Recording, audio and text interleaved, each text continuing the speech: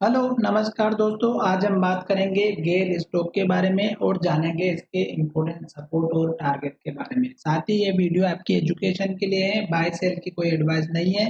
फिर भी आप ट्रेड करते हैं तो अपने फाइनेंशियल एडवाइजर से कंसल्ट करें। तो चलिए वीडियो की शुरुआत करते हैं। सबसे पहले हम यहाँ पर बात करेंगे कि जो स्टॉक चल रहा है वो हमारा अप ट्रेंड में है और ये हमने मंथली चार्ट लगा के रखा हुआ है।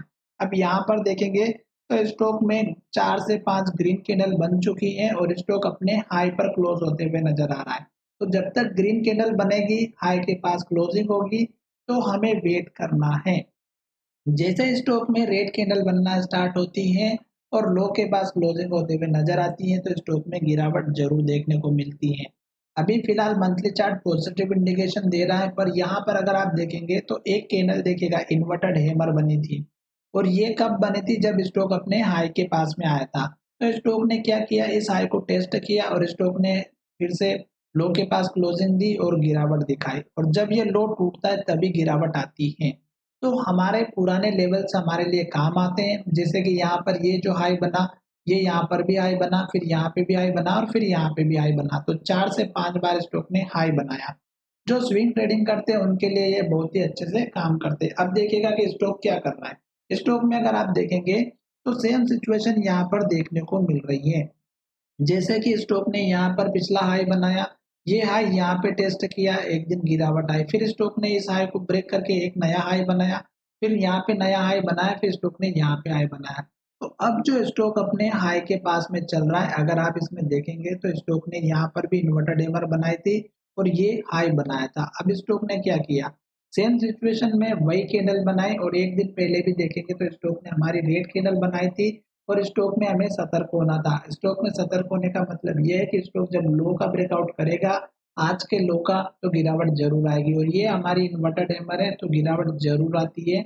इस बात का ध्यान रखिएगा। जैसे कि यहाँ पर देखिएगा ये वही कैंडल बनी और स्टॉक ने इसके हाई को ब्रेक ही नहीं किया, जो लगभग 186 रुपये 50 पैसा, और जब लो का ब्रेकआउट हुआ तो यहाँ तक गिरावट आई और ये गिरावट कहाँ तक आई, जो लो बना है ये हमारा पिछली कैंडल का हाई बना है। तो स्टॉक ने यहाँ जाकर के हमारा लो बनाया। तो इस कैंडल के जो लो का जो लास्ट लो बना है ये हमारा यहाँ पे बनता हुआ नजर आया है। तो आप अपना स्टॉप लॉस या सपोर्ट लेवल अगर लेकर के चलते हैं तो इस कैंडल के लो का रखिएगा, क्योंकि अगर स्टॉक में गिरावट आती है और इन्वर्टेड हैमर कैंडल बनती है मंथली चार्ट में, तो गिरावट जरूर आएगी।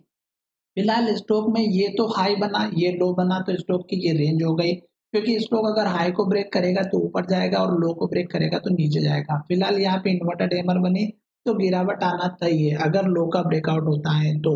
अब इस केस में देखिएगा कि स्टॉक ने इस हाई को ब्रेक करके कहाँ पर हाई बनाया, तो ये एक हमारा यहाँ पे हाई बनाया। ये आपको अब इसका सपोर्ट लेवल बनता हुआ नजर आ सकता है। दूसरा सपोर्ट लेवल जो आपका बनेगा वो मैं भी यहाँ पर बता देता हूँ कि कौन-सा बनेगा। तो यहाँ पर देखिएगा दूसरा हमारा हाई यहाँ पे बना हुआ था। तो आप इस लेवल को लेकर के चलिएगा, दूसरा वाला लेवल। तो ये दूसरा लेवल आपका यहाँ पे बन सकता है। अब बात करेंगे कि स्टॉक को अगर अप ट्रेंड को कंटिन्यू रखना है, तो हमारा लास्ट का जो लो बना इसके ऊपर लो बनाएगा और स्टॉक हमारे हाई को ब्रेक करके एक नया हाई बनाएगा।